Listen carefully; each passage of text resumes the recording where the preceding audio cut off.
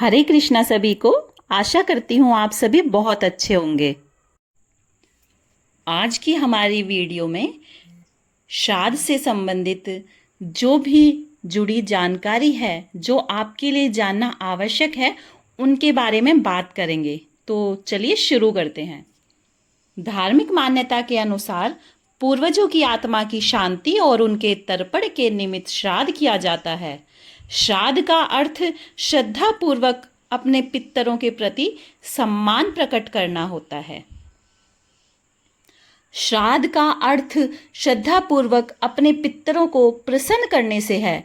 सनातन मान्यता के अनुसार जो परिजन अपना देह त्याग कर चले गए हैं, उनकी आत्मा की तृप्ति के लिए सच्ची श्रद्धा के साथ जो तर्पण किया जाता है, उसे श्राद्ध कहा जाता है। ऐसी मान्यता है कि मृत्यु के देवता यमराज श्राद्ध पक्ष में जीव को मुक्त करा देते हैं, ताकि वे स्वजनों के यहाँ जाकर तर्पण ग्रहण कर सकें। जिस किसी के परिजन, चाहे वह विवाहित हो या अविवाहित हो, बच्चा हो या बुजुर्ग, स्त्री हो या पुरुष, जिनकी मृत्यु हो चुकी है, उन सभी को पितर कहा जाता है। पितृपक्ष में मृत्यु लोक से पितर पृथ्वी पर आते हैं और अपने परिवार के लोगों को आशीर्वाद देते हैं। पितृपक्ष में पितरों की आत्मा की शांति के लिए उनको तर्पण किया जाता है। पितरों के प्रसन्न होने पर घर पर सुख शांति आती है। पितृपक्ष का योग कब बनता है? हिंदू धर्म में पितृपक्ष का विशेष महत्व होता है।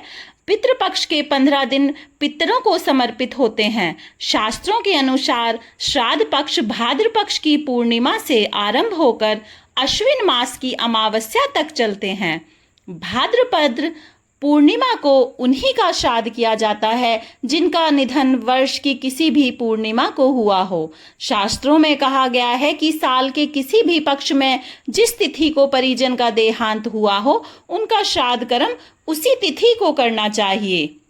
यदि किसी को श्राद्ध की तिथि याद ना हो, पितृपक्ष में पूर्वजों का स्मरण और उनकी पूजा करने से उनकी आत्मा को शांति मिलती है। जिस तिथि पर हमारे परिजनों की मृत्यु होती है, उसे श्राद्ध की तिथि कहते हैं।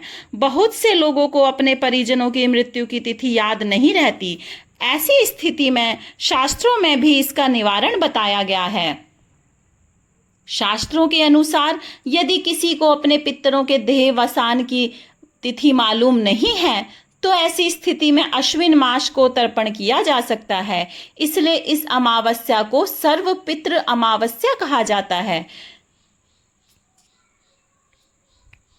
अब हम आपको श्राद्ध पक्ष की एक पौराणिक कथा सुनाते हैं।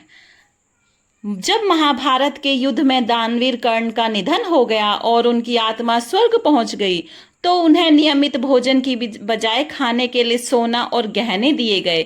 इस बात से निराश होकर कर्ण की आत्मा ने इंद्रदेव से इसका कारण पूछा।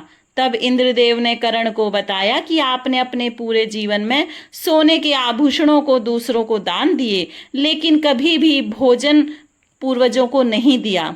तब कर्ण ने उत्तर दिया कि वह अपने पूर्वजों के बारे में नहीं जानते, और उसे सुनने के बाद भगवान इंद्र ने उसे 15 दिनों की अवधि के लिए पृथ्वी पर वापस जाने की अनुमति दी, ताकि वह अपने पूर्वजों को भोजन दान कर सके।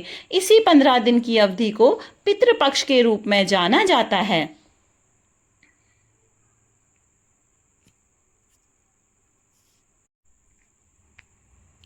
श्राद्ध से बढ़कर और कोई कल्याणकारी कार्य नहीं है, और वंश वृद्धि के लिए तो पितरों की आराधना ही एकमात्र उपाय है। आयु पुत्रान यशा स्वर्ग कीर्ति पुष्टिम बलम श्रियम पशुन सौख्यम धनम धान्यम प्राप्नुयात पितृपूजनात्। यमराज जी का कहना है कि श्राद्ध कर्म से मनुष्य की आयु बढ़ती है। पितृगण मनुष्य को पुत्र प्रदान कर वंश का विस्तार करते हैं।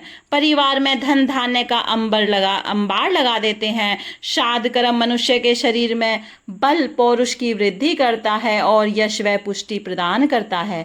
पितृगण स्वास्थ्य, बल, श्रेय, धन धान्य आदि सभी सुख, स्वर्ग व मोक्ष प्रदान करते हैं। श्रद्धा पूर्वक श्राद्ध करने वाले के परिवार में कोई कलेश नहीं रहता, वरना वह समस्त जगत को तृप्त कर देता है।